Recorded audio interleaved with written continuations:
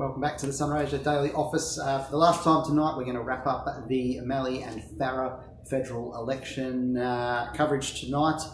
Just wrapping up the basically what's gone down over the last few hours with the vote counts as they've come through. So Farrer, we'll start with that. It's looking like Susan Lee could win that on first preferences alone. The way the votes have fallen there, the Liberal MP looks like she'll definitely hold on to that seat. A remarkable result considering it was meant to be on a nice edge, according to various bookmakers, that contest with the independent Kevin Mack. But I'll just run through the primary votes in Farrer. So Susan Lee's currently on 51.2% of the vote. I'm assuming it's just a few more early votes to come through with that one, but she may well hang on to that above 50% from here on out. So that would mean that she wins the seat without the need for any preferences. Kevin Mack, the independent, who's the Mayor of Albury, he's currently on 19.5% his primary vote. Labor's Kieran Drapsch, he's on 15.5%. The Greens, Dean Moss was their candidate. He's picked up 4.6% of the vote. And United Australia Party's Mike Rose had 4% of the primary vote. Now, when you adjust all that to two candidate preferred, Susan Lee's on 60.7% and Mack on 39.3%. So it's looking like quite a comfortable win in the end, an unexpectedly comfortable win for Susan Lee, the incumbent Liberal MP. So she will hang on to that seat.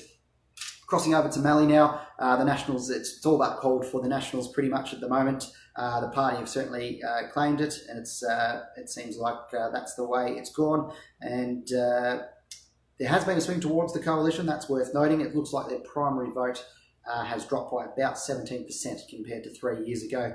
But as for the actual final margin after preferences, we won't know that tonight. We probably won't know even tomorrow.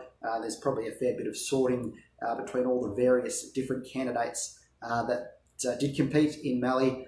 There's probably a lot of preference sorting to go on before we know what the final margin in that race will be. But like I said, it's good as called for the Nationals, the seat of Malee, and that's Anne Webster, who's been elected for what would be her first term. And I'll just run through the primary votes to wrap things up as they stand in Malee right now. Anne Webster from the Nats picked up 29.7% of the first preferences. She was followed by coalition partner and Liberal candidate Serge Petrovic. He came in second in the vote with 17.5%. Of course, the barrister from the Ballerine Peninsula near Geelong. Carol Hart, the Labor candidate, 15.8%. So clearly a fair bit of support for the major parties, even though none of them at this stage have surpassed 30% of the primary vote. They did occupy positions 1, 2 and 3. That moves into the independents. So Ray Kingston, he got 11.4% of the primary vote, or that's what he's on currently. There's still obviously counting to come. Jason Monica, 6.4% of the primary vote, but it's worth noting that the booth we're waiting on, by the looks of it, appear to be the two Mildura pre-poll destinations. And of course, Jason Monica, that being the Mildura Deputy Mayor, can be expected to pick up a fair few of those votes. So that 6.4 could well increase, but quite possibly he's not going to get to 10% even with those votes. Dan Straub, the Shooters, Fishers and Farmers candidate, he got 5.9% of the vote, so on the heels of Monica at the moment.